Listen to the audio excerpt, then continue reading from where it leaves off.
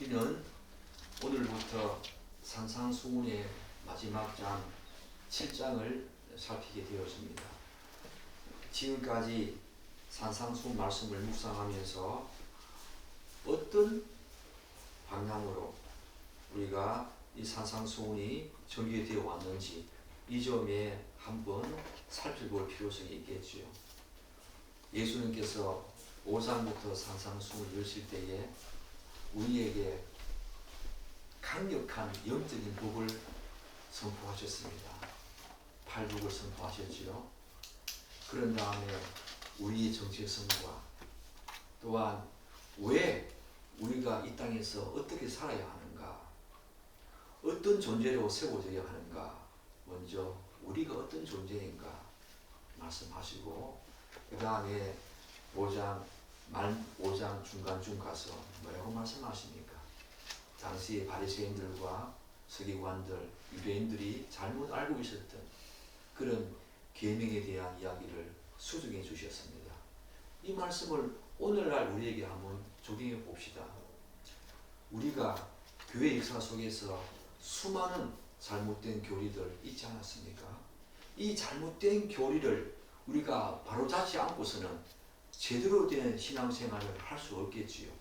예수님께서는 당시 잘못된 계명들, 그것들을 수정해 주시면서 그 다음에 6장을 접어들면서 어떻게 하셨습니까? 우리의 신앙생활과 관련된 부분들을 건드리십니다. 기도와 구제와 금식, 잘못된 교리, 그 교리 위에 우리의 신앙이 세워진다면 어떻게 되겠습니까?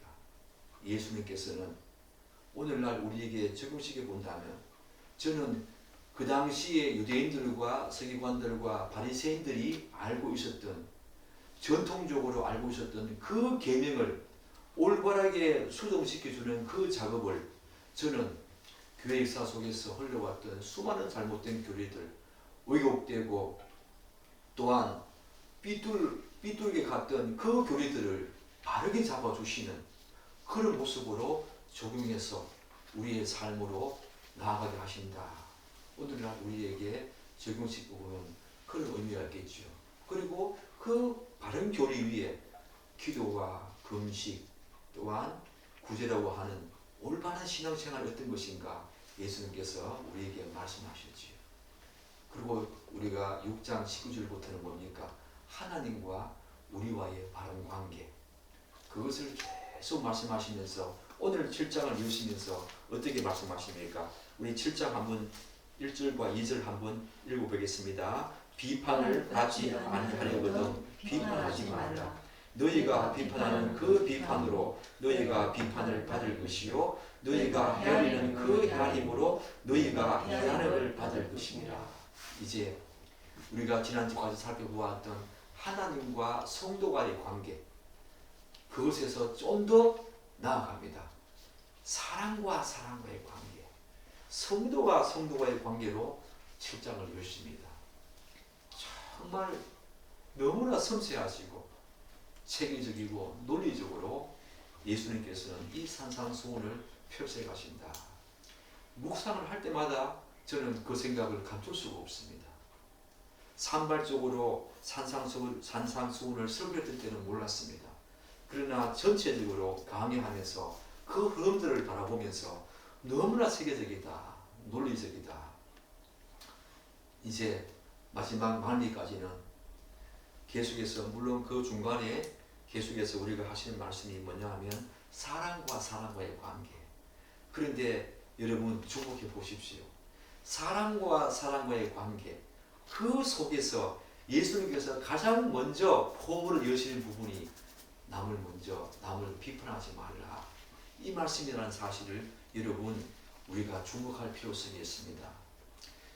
우리가 여기서 정말 주목해야 될 것은, 우리말로는 비판을 하지 말라 이렇게 나와 있지만 사실 예수님께서 말씀하신 이 비판은 단순히 타인의 잘못을 지적하거나 실수를 바로잡는 정도가 아닙니다.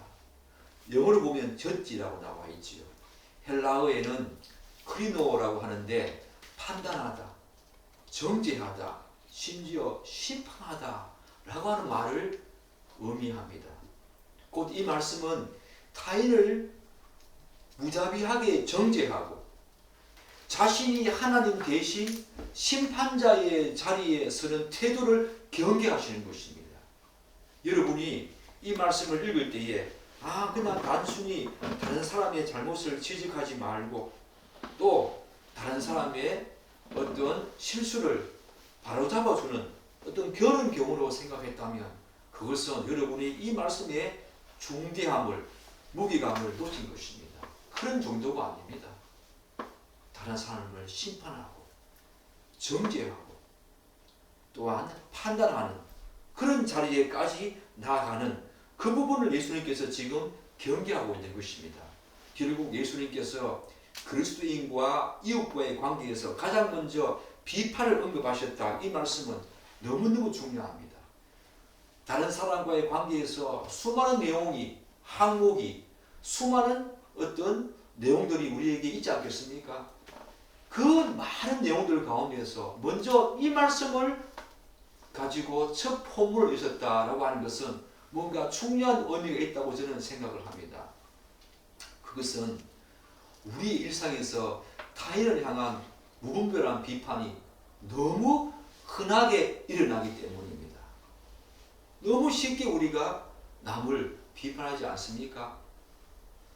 우리는 종종 근거 없는 판단과 정죄로 인해서 공동체와 관계가 틀어지고 마음의 상처를 주는 경우가 얼마나 많이 있습니까? 여러분 지금 국정감사하고 있지 않습니까? 정치인들의 행태를 보십시오. 비판과 비난이 난무합니다. 정치권이겠습니까?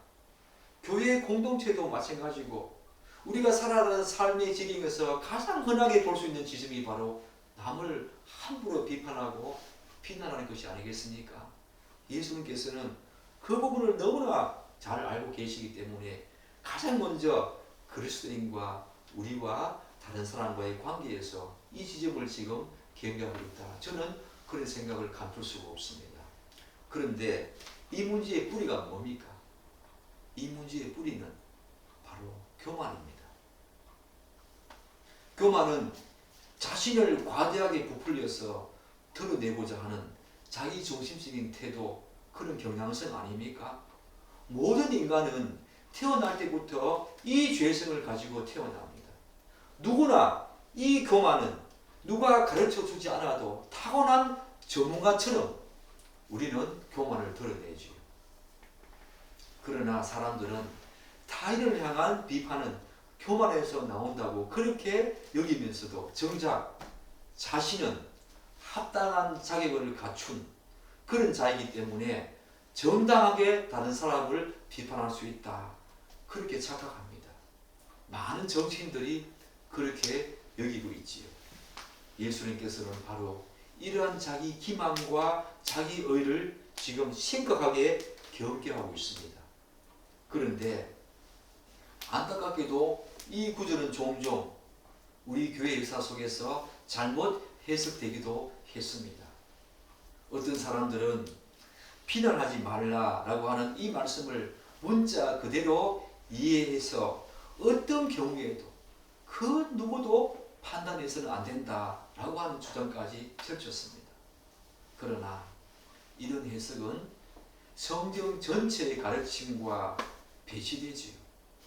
왜냐하면 예수님께서도 서기관들과 바리새인들에게 얼마나 많은 그들의 교만과 자기 자랑을 얼마나 많이 비판하셨습니까? 그뿐입니까? 사도들도 그래 했습니다. 그래서 이 구절을 문자 그대로 해석하게 되면 심각한 오류가 발생하지요. 특별히 오늘날 복음을 왜곡하는 잘못된 사상이나 신앙에 전혀 대응하지 못합니다.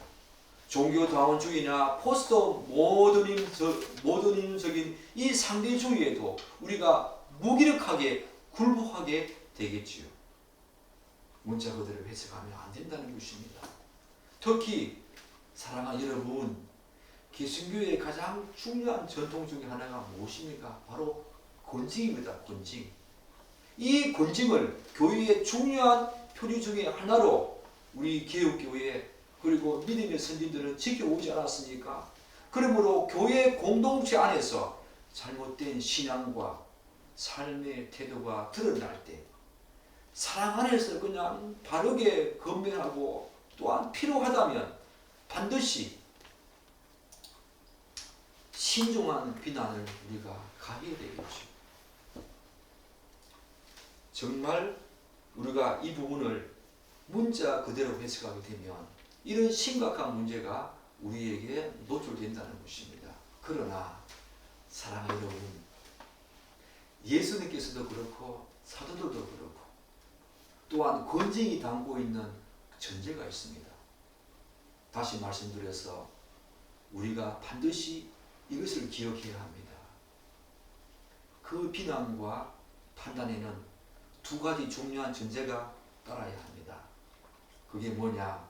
사랑하는 여러분, 그게 뭐겠습니까? 두 가지 중요한 전제가 여기에 따라야 합니다. 그것은 첫 번째는 이 전제에는 바로 사랑이라고 하는 것들이 전제되어야 합니다. 비난과 비판은요, 반드시 사랑이 전제되어야 합니다. 사랑이 없는 비판은 상대방을 전개하는 독이 될 뿐이며 아무리 옳은 말이라고 하더라도 상대방의 마음에 심각한 상처를 주기 마련입니다. 예수님과 사도들이 그 서기관들과 바리새인들과 수많은 유대인들의 잘못된 신앙과 삶의 태도를 비난할 때에 그 기저에는 사랑이라고 하는 놀라운 뿌리가 그 기저에 항상 자리 잡고 있었습니다. 그렇기 때문에 우리가 교회 안에 권징을 가할 때 그리고 우리가 다른 사람들의 잘못된 신앙과 삶의 모습을 바로 잡아주고자 하는 그런 열정이 생길 때는 항상 사랑이라고 하는 것이 그 기저에 전제되어야 합니다. 둘째, 우리가 비난을 가할 때 뭐가 또한 전제되어야 하냐면 비판의 목적은 문제 그 자체가 아니라 사람에게 도워야 합니다. 곧 상대방의 인격과 존귀함을 존중하면서 그의 신앙과 삶의 유익을 주기 위해서만 우리가 비난이라고 하는 이 도구를 권징을 사용해야 합니다. 목적과 수단이 전도되면 안 되지요. 아무리 옳은 지적이라고 하더라도 그 결과가 파괴적일 수 있다는 것입니다. 어떨 때? 사랑이 전제되지 않을 때. 그리고 문제 자체에 초점을 두고 사람에게 방점을 두지 않을 때 이런 심각한 결과가 파괴적인 결과가 도래한다는 것입니다. 그런 판단과 비판은 차라리 아니함도 못하지요. 우리가 일상생활하면서 그런 모습 종종 볼 수 있지 않습니까? 무엇보다도 비판과 판단의 문제는 세상에서만이 아니라 오늘날 교회 안에서도 빈번하게 일어난다고 하는 것이 우리가 이 말씀을 신중하게 들어야 될 굉장히 중요한 이유가 되겠지요. 심지어 이런 문제로 말미암아 교회가 분열하기도 합니다. 세상 법정에까지 교회의 갈등과 비난과 판단 문제 때문에 교회 문제 때문에 세상의 법정에서까지 호소하는 수치스러운 일이 오늘날 얼마나 많이 일어나고 있습니까? 이런 한국 교회의 현실은 하나님 앞에서 결코 자랑할 만한 내용이 아니지요. 하나님이 정말 통탄하고 개탄스러워할 정말 부끄러운 일입니다. 교회 안에서 일어나는 판단과 비판은 주로 두 가지 양상이 아니겠습니까? 하나는 하나님과 복음에 대한 지식이 풍성한 사람이 그렇지 못한 사람을 향해서 함부로 대하는 경우입니다. 저도 그런 자리에 많이 있었습니다. 신학을 한답시고 조금 책을 읽고 교리 조금 안다고 또한 신학에 대한 내용들 조금 더 많이 안다고 그렇지 않은 사람들 여러분 제가 얼마나 많이 비판했습니까? 얼마나 많이 판단했습니까? 여러분 그렇지 않습니까? 사랑하는 여러분, 또 다른 경우는 우리가 로마서에서 살피지 않았습니까? 본질적이지 않은 문제를 두고 갈등하는 경우가 교회에 많이 있지요. 교회의 많은 다툼은 사실은 본질적인 부분이 아니라 비본질적인 부분을 두고 갈등하고 시기하고 판단하고 비난하는 경우가 종종 있다는 것입니다. 이와 관련해서 바울은 우리가 이미 살폈던 로마서 14장에서 믿음이 강한 자와 약한 자 이들의 갈등을 바라보면서 뭐라고 바울이 건면합니까? 믿음이 연약한 자를 너희가 받되 그의 의견을 비판하지 말라. 먹는 자는 먹지 않는 자를 없이 여기지 말고 먹지 않는 자는 먹는 자를 비판하지 말라. 이는 하나님이 그를 받았기 때문이다. 사랑하는 여러분, 바울의 가르침은 비본질적인 문제에서는 사랑과 존중을 우선시해야 된다라고 하는 것을 분명히 드러내지 않습니까? 비난과 판단은 사랑이 전제되어야 되고 사람이 먼저 보여야 합니다. 예수님도 그러하셨고 사도들도 그러했습니다. 믿음의 선진들도 그러했습니다. 따라서 우리도 다른 사람의 허물을 보고 판단하고 싶은 마음이 일어날 때마다 먼저 그들이 어떤 존재인가 기억해야 합니다. 무분별한 비판과 정죄는 상대방의 인격과 마음을 무너뜨립니다. 믿음에서 떠나가게 합니다. 때로는 그들을 죄의 길로 인도하는 경우도 있다는 것입니다. 무엇보다도 우리는 예수님께서 그렇게 하는 자들을 향해서 무서운 심판을 선고하고 있다는 사실을 기억해야 합니다. 어떻게 해요? 마태복음 18장 6절에서 예수님께서는 이렇게 선포하십니다. 누구든지 나를 믿는 이 소자 중 하나를 실종하게 하면 우리의 잘못된 비난과 판단이 어린 소자뿐만 아니라 믿음이 약한 자, 그 자들을 실종하게 하면 어떻게 한답니까? 차라리 연자 맷돌을 그 목에 달아 깊은 바다에 빠뜨리는 것이 오히려 더 낫다. 그러므로 우리는 다른 사람을 판단하는데 재빨리 하는 것이 아니라 먼저 그런 상황과 조건과 여건이 일어난다면 그런 조건에서 먼저 자신을 살피고 판단하고 성찰하는 것이 우선시 되어야 됩니다. 우리 입을 통해서 판단하고 비판하는 것을 재빠르게 하는 것이 아니라 오히려 그런 상황과 조건에서는 나를 돌아보는 것에 더 우선시 해야 한다는 것입니다. 이러한 이해를 가지고 오늘 우리는 예수님께서 말씀하신 비판하지 말라 라고 하는 이 구절을 우리가 좀 더 구체적으로 살펴봐야 됩니다. 제가 아까 말씀드린 것처럼 단순히 비판이라고 하는 이 단어가 가지고 있는 부정적인 뉘앙스 때문에 예수님께서 비판을 받지 않으거든 비판하지 말라 이렇게 말씀하신 것이 아니겠지요. 우리는 이미 성경이 제가 방금 말씀드린 사랑이 전제되어 오지요. 사람이 중심에 있는 그 건전한 비판과 올바른 분별력은 반드시 성경이 긍정한다는 사실을 기억해야 합니다. 그러므로 이 주제를 올바르게 이해하려면 무엇보다도 인간을 판단하고 심판하시는 분은 오직 하나님 한 분뿐이라고 하는 사실을 기억해야 합니다. 설령 우리가 어떤 상황에서 남을 판단해야 할 그런 일이 생긴다고 하더라도 그 판단은 우리 자신이 아닌 우리의 주인 되신 예수 그리스도께 맡겨야 합니다. 다윗처럼 모세처럼 다윗이 얼마나 위대한 믿음의 사람이었습니까? 그가 자기를 그렇게 비난하는 시므이 향해서 뭐라 합니까? 부하들은 신하들은 저 시므이 내가 칼을 떼서 바로 그냥 죽이겠다라고 했지만 이 다윗은 어떻게 말합니까? 만약에 그에게 허물이 있고 잘못이 있고 판단을 내고 있다면 하나님께서 하신다. 사울을 죽일 수 있는 그런 상황 속에서도 하나님께서 하신다. 그렇게 맡기지 않았습니까? 사랑하는 여러분, 즉지 심판과 정죄와 판단의 주인은 예수 그리스도 하나님이십니다. 우리가 그 자리에 선다는 것은 하나님의 자리를 대체한다는 것과 마찬가지입니다. 물론 사랑이 전제된, 그리고 그 사람의 인격과 가치, 그 마음의 가치를 알고 존중하는 마음에서 우리가 건전한 비판과 또한 건전한 어떤 권징은 충분히 우리가 할 수 있지만, 그런 상황에서도 궁극적으로 심판자는 하나님이 되신다라고 하는 사실을 오늘 이 말씀 속에서 예수님께서 이 말씀을 하시는 가장 중요한 의도다. 우리가 그것을 기억해야 합니다. 우리는 판단자가 아닙니다. 우리는 심판자가 아닙니다.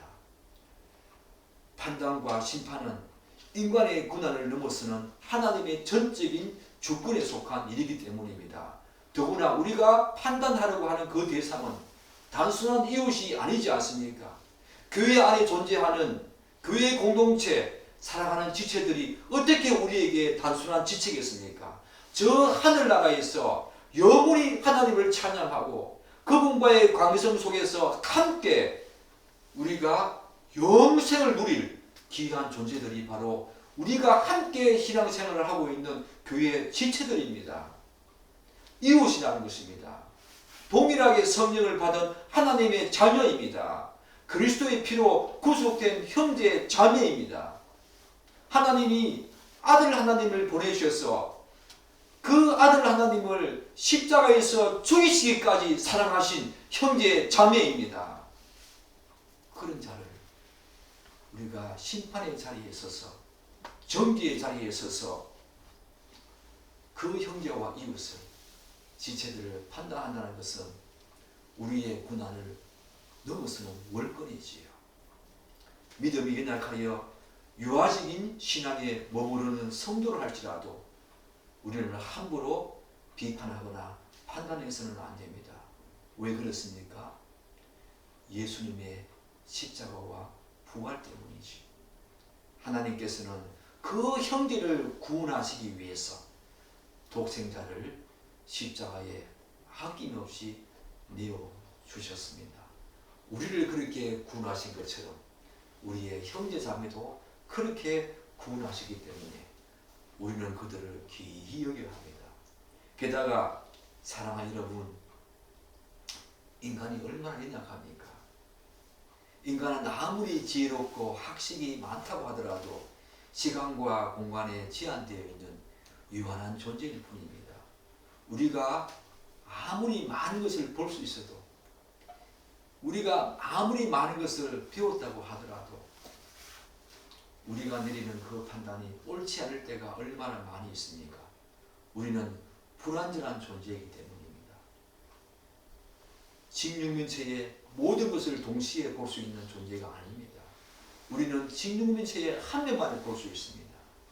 유한한 존재라는 사실을 기억해야 합니다.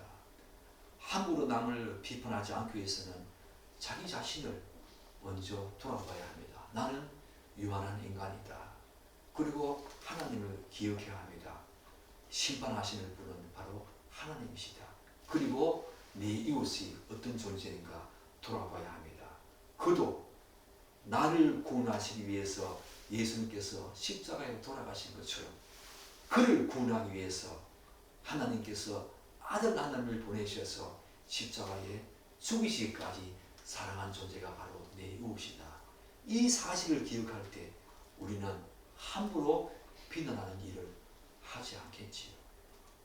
사랑하는 여러분, 그러나 우리는 예수님의 이 말씀을 좀 더 깊이 이해할 필요성이 있습니다. 그렇다면 예수님께서 오늘 7장 1절과 2절 말씀을 통해서 판단하지 말라라는 명령을 누구를 염두에 두고 하시는 말씀일까요? 추측건데 예수님은 당시 종교 지도자였던 바리새인들과 서기관들을 염두에 두고 말씀하신 것이라 저는 그렇게 생각합니다. 그들에게는 자신만의 신앙 규칙과 원칙이 있었습니다. 자신만의 신앙 원칙과 규칙을 세워놓고 그것을 지키는 것을 자랑했지요. 그러나 다른 이들이 자신이 설정한 그 규칙과 자태, 원칙에 어긋난다면 그것을 지키지 않으면 곧바로 판단하고 정죄했던 사람들이 바로 그들이었습니다. 그런데 안타깝게도 이런 모습은 오늘날 교회 안에서도 여전히 존재합니다.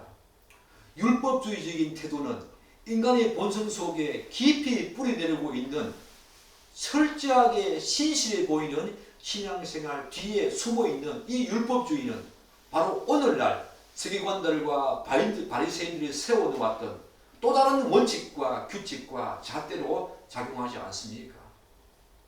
교회에 신앙생활 오래 하신 분들은 나름대로의 규칙이 있습니다.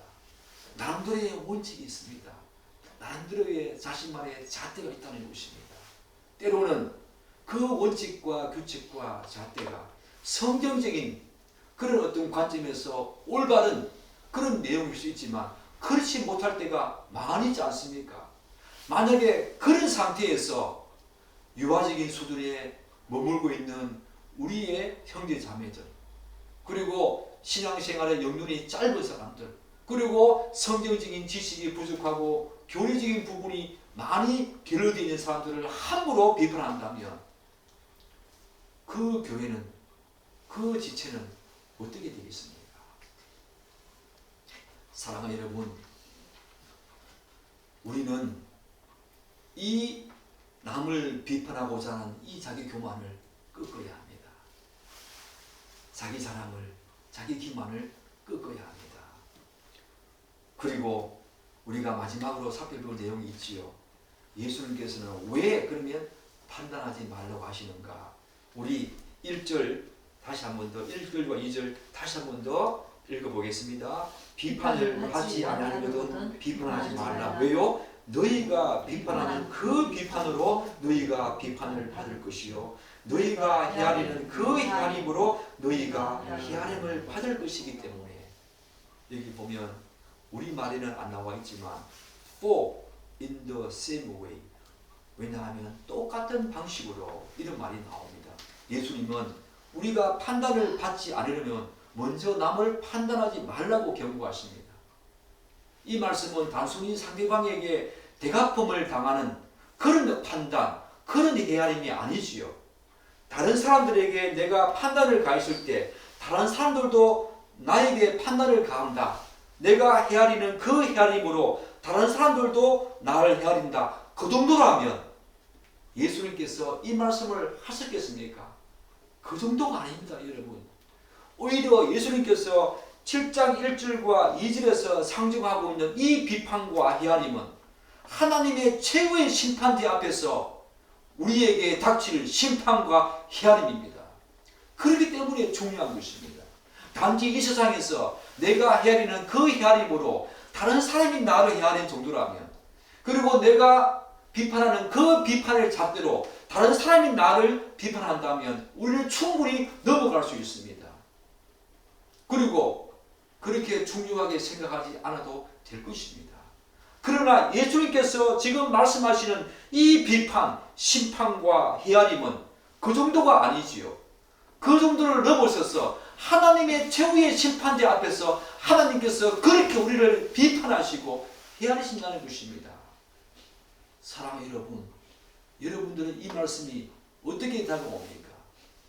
여러분이 비수를 꽂을 정도의 날카로운 칼로 다가옵니까?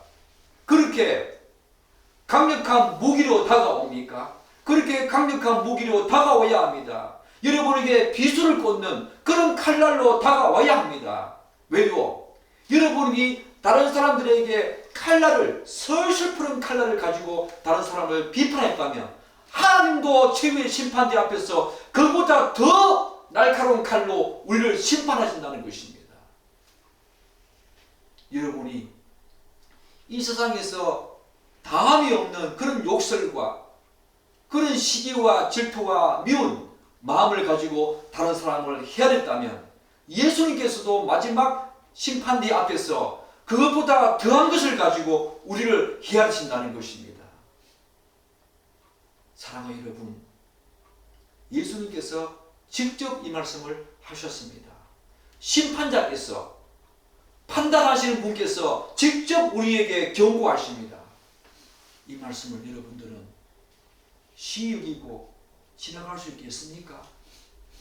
여러분들이 저가 지금까지 살아오면서 얼마나 많은 사람들을 함부로 비판하고 판단했는가, 얼마나 많은 잣들을 가지고 옳지 못한, 합리적이고 정당하지 못한 잣대와 원칙을 가지고 마치 서기관들과 바리새인처럼 자기들만의 원칙과 또한 규칙과 기준과 잣대를 가지고 얼마나 많이 판단하고 정죄하고 비판했습니까? 저는 이 말씀을 묵상하면서 이 말씀은 나에게 하시는 말씀이구나 라고 하는 것을 깨닫게 되었습니다. 제가 초창기에 이 산상수 말씀을 묵상하면서 또한 선포하면서 이 조국교향에서 얼마나 많은 비판을 가했습니까? 여러분도 저의 그 성향을 잘 알고 있지 않습니까? 그래서 설교를 마치고 나면 가족들이 너무 심했다, 너무 과했다, 당신이 그럴 만한 자격이 있나? 저는 그 말씀을 많이 들었습니다. 그런데 이 산상수훈 말씀을 다시 묵상하면서 많은 것을 깨닫게 되었습니다. 여러분들이 실감하듯이 지금의 저희 설교에는 비판과 판단이 그리 많지 않습니다. 이 말씀을 묵상하면서 깨닫게 되었지. 남을 판단하는 일, 제가 할 자리가 아니더라고요. 하나님이 하십니다. 하나님이 주권자이시고 그분이 판단하십니다. 단지 우리는 그를 위해서 어떻게 해요? 기도하는 것입니다. 원수라고 하더라도 기도하라. 그렇게 예수님께서 말씀하지 않았습니까? 사랑하는 여러분, 이 말씀을 경히 여기지 마십시오. 사랑이 담긴 건전하고 정말 신앙적인 비판, 우리가 충분히 할 수 있습니다.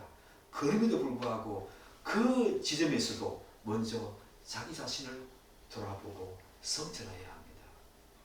그리고 하나님께서 주신 이 귀한 말씀을 반드시 기억해야 합니다. 우리 입에서, 우리 머리에서 남을 비판하고 판단할 말이 먼저 있어진다면 예수님의 이 말씀을 기억하십시오. 내가 판단하는 그 날카로운 빛으로 예수님께서도 마지막 심판대 앞에서 나를 찌른다는 사실, 내가 가지고 있는 그 무지막지한 하나님의 잣대를 가지고 내가 남을 정죄하고 판단했다면 예수님께서도 마지막 심판대 앞에서 그보다 더 강력한 하나님의 적정 도구를 가지고 나를 정죄하신다는 사실 기억하십시오. 자기 도만을 걷고 자기 자랑을 걷고 자아중심성을 내려놓을 때 우리는 함부로 남을 비판하거나 판단하는 자리에 서지 않겠지요. 사랑하는 여러분, 우리의 삶이 이제는 남을 판단하고 비판하는 것이 아니라 사랑으로 품어주고 기도해주는 삶이기를 원합니다. 곳곳에서 마음의 상처를 입고 방황하며 헤매는 사람들이 얼마나 많이 있습니까? 그들을 보다듬어주고 함께하는 하나님이 그들도 나도 죄에서 구원하시기 위해서 십자가에 달려 죽으신 그 예수 그리스도, 그분을 생각하면서 나와 똑같은 존귀한 존재라는 사실을 기억하면서 건전한 비판과 권징은 분명히 있어야 되겠지만 그럼에도 불구하고 다시 한 번 더 이 말씀에 경중함을 우리가 기여기면서 여러분의 삶의 곳곳에서 사랑을 전하고 용서하고 또한 많은 사람들을 존귀 여기는 여러분이 다 되시기를 기도하고 또한 기대합니다. 기도하겠습니다.